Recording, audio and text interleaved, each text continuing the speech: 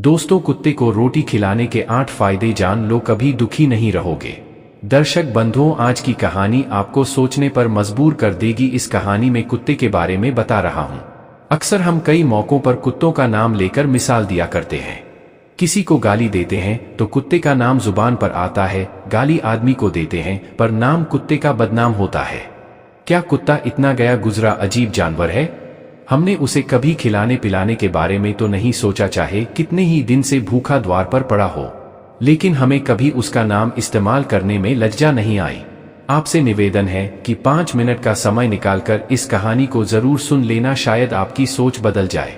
एक कुत्ते ने अपने जीवन की कहानी कुछ इस प्रकार बयान की है। दुनिया के लोगों, हम पर रहम करो, हमारा कोई घर नहीं होता, कोई आश्रय नहीं होता, कमाकर खाना हमें नहीं आता, हमें वस्त्र भी पहनने का ज्ञान नहीं है, इसीलिए सर्दी गर्मी बरसात में हम ऐसे ही घूमते रहते हैं। हमें पढ़ना लिखना नहीं आता, आपकी तरह हमें अनुशासन नहीं आता, हमें आपकी तरह बोलना नहीं आता। यह हमारा दुर्भाग्य ही समझिए, पर हमें आपकी तरह भूख भी लगती है, चोट लगने पर हमें आपकी तरह पीड़ा भी होती है, हमें आपकी तरह रोना भी आता है। बस इन्हीं 3 कामों में हम आपकी बराबरी करते हैं, इसलिए हम पर दया दिखाई है हमें, और कस्टम टीजी ईश्वर ने तो हमें वैसे भी कष्ट देकर ही भेजा है। ऊपर से आप लोग हमें परेशान करते हैं। हम आपकी तरह मनुष्य नहीं है, हम पराधीन जीव है।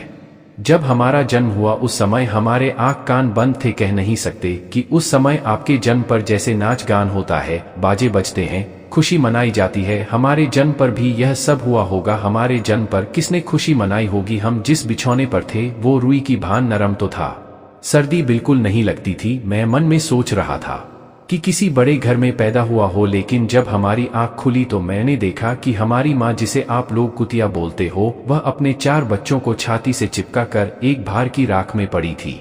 हम 4 भाई थे, बाकी 3 भाई तो लाल और भूरे रंग के थे, मैं अकेला काला था, सबसे छोटा में ही था, इसीलिए कमजोर भी था। मेरी माँ हम लोगों के पास जब तब आती थी, क्योंकि उसे भी अपने भोजन की व्यवस्था करनी पड़ती थी। यदि वह न खाते हैं तो हमें दूध कहाँ से पिलाते उसे? एक पर हम 4 निर्भर थे, वह बेचारी अपने भोजन के लिए इधर उधर दौड़ती रहती थी। कभी भोजन मिल भी जाता था, कभी नहीं मिलता था, लेकिन वह हमेशा हम चारों का बड़ा ख्याल रखती थी। आखिर माँ जो थी वो रात रात भर जागकर गांव की रखवाली करती थी। मजाल क्या, जो अनजान आदमी बुरी नीयत से गांव की ओर भी जाग जाए। दूसरे गांव के कुत्ते भी हमारी माँ के डर से गांव में नहीं आते थे। गांव के किसी किसान के खेत में कोई साथ या नील गाय फसल खाने आती तो हमारी माँ उसे दौड़ा कर भगा देती गांव वालों के लिए।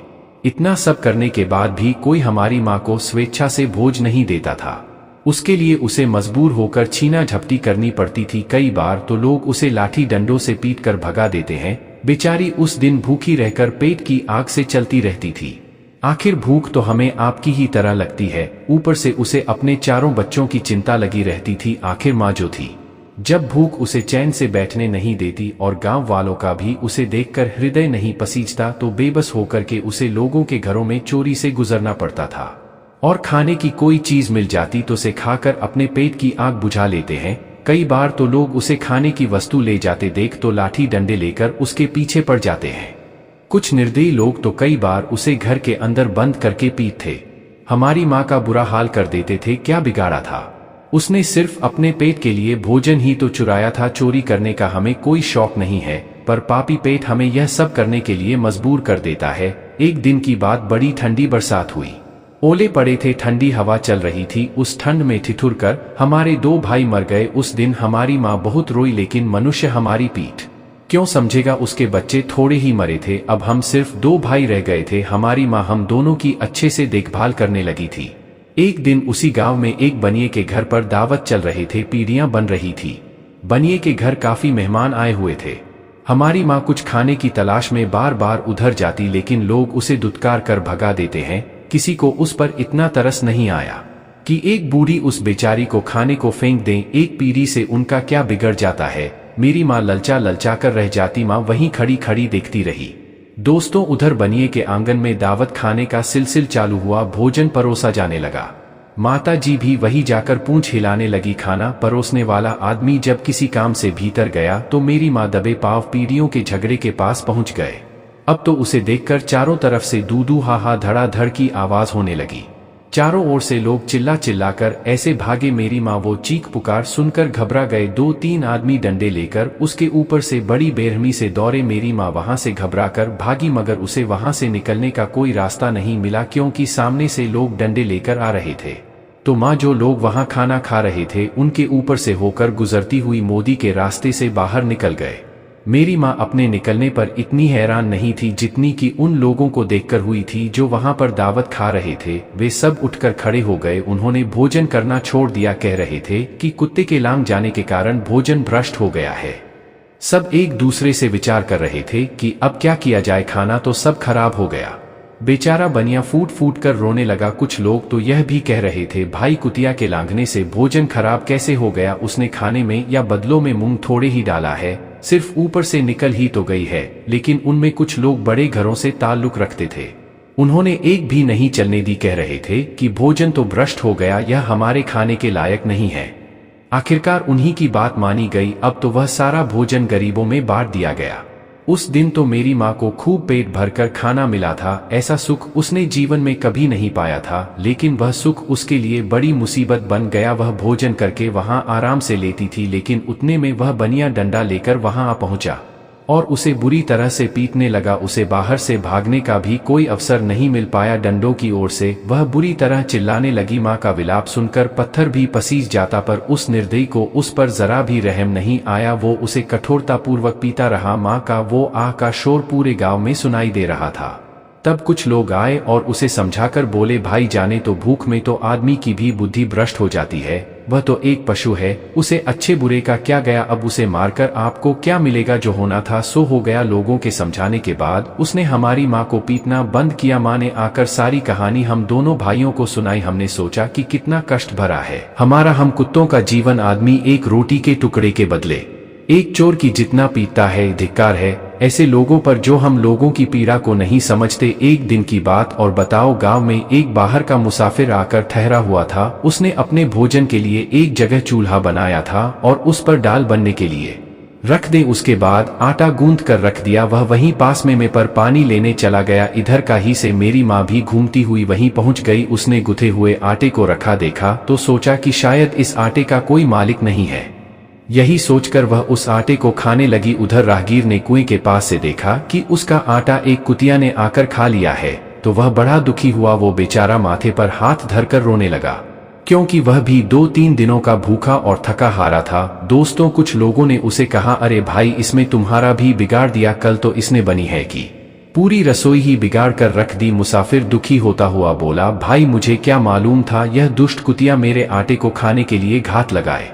जाने कब से बैठे मुसाफिर ने आव देखा ना ताव लाठी लेकर कुटिया के ऊपर टूट पड़ा। माँ उस आटे को ठीक से खा भी नहीं पाई थी, पर उससे ज्यादा की उस पर लाठी बरस। कई महीनों तक मेरी माँ लंड बढ़ाती हुई घूमती रही। तब उस दिन समझ में आया कि आदमी कितना खुदगर्ज है। हम उसका कोई कार्य करते हैं तो भी वो हमें नहीं समझता। हमारी कमी यह है कि हम उन्हें मतलब इंसानों के अधीन रहना चाहते हैं। जो हमें कष्ट देता है, जो हमें प्यार से खिलाता है, हम उसके कितने काम आते हैं यह उन्हें नहीं पता। उसके घर की रखवाली तो करते ही हैं, साथ ही साथ और भी बहुत सारे लाभ हैं जिन्हें मनुष्य नहीं जानता। यदि वह हमें रोटी खिलाने के फायदे जान जाए तो बहुत से अपने जीवन में होने वाले नुकसानों से बच सकता है।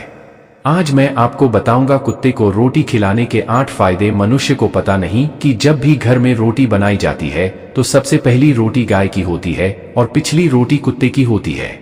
ऐसा ही महापुरुषों ने विधान बनाया था, लेकिन भगवान की बनाई उस विधान को भूलकर मनुष्य अगली और पिछली रोटी स्वयं ही खा जाता है। इसका प्रभाव उसके जीवन पर बहुत बुरा पड़ता है। आइए जानते हैं कुत्ते को रोटी खिलाने के वे फायदे। मित्रों कहते हैं कुत्ता वह प्राणी है जिसको रोटी खिलाने से मनुष्यों के जीवन में पड़ने वाले के दोष भी दूर हो जाते हैं। पहला फायदा है कुत्ते को रोटी खिलाने का कि कुत्ते को रोटी खिलाने से शनि का नकारात्मक प्रभाव कम हो जाता है। कहते हैं शनि ग्रह जब अपनी कुदृष्टि डालता है तो आदमी बर्बाद हो जाता है। जिस आदमी पर उनकी महादशा का आरंभ हो जाता है तो बने बनाए काम अपने आप बिगड़ने लगते हैं, वो आर्थिक तंगी का शिकार हो जाता है। उस स्थिति में आदमी यदि कुत्ते को रोटी खिलाता है तो उस पर शनि का कुप्रभाव बहुत कम हो जाता है। नंबर 2 दूसरा फायदा है कि कुत्ते को रोटी खिलाने से भाग्य आपके पक्ष में हो जाता है।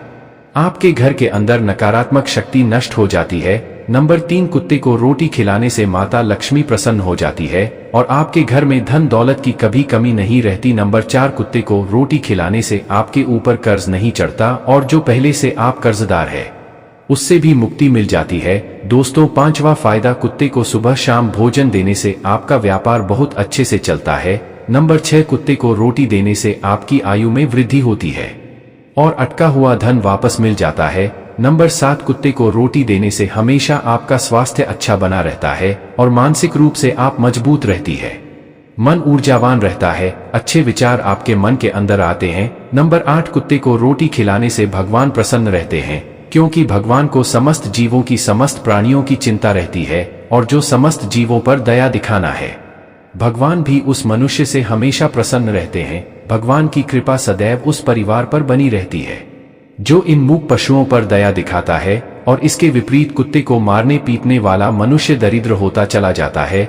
आपका भले ही कुत्ते ने नुकसान कर दिया हो, फिर भी उसे नहीं मानना चाहिए। कहते हैं कुत्ता जब रोता है तो आप शगुन होता है, कोई संकट आता है, किसी की मृत्यु होती है। इसलिए कुत्ते को कभी रुलाना नहीं चाहिए। जो बीमार कुत्ते का, घायल कुत्ते का इलाज करवाता है, उस पर अश्विनी कुमार सदैव प्रसन्न रहते हैं। वह मनुष्य सदैव निरोगी बना रहता है। दर्शक बंधुओं, उम्मीद करता हूँ यह कहानी कैसी लगी जरूर बताएं।